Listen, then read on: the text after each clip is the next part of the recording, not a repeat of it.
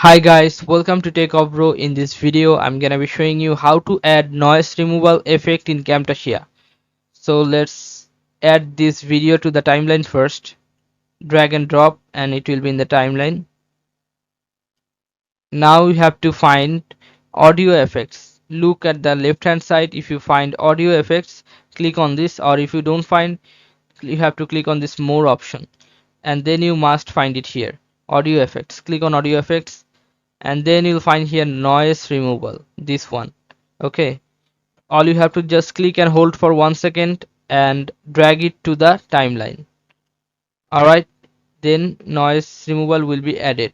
You can see the sensitivity here. If you want the more sensitivity, you can do this, or if you want to less it, you can with the mouse, and you can try an error by clicking on this. Okay, you can see the amount. You can do this amount like this, increase or decrease the mouse. You can see here the gain. You can see here the gain and you can use it with the mouse. Okay guys, so this is how you can add noise removal in Camtasia.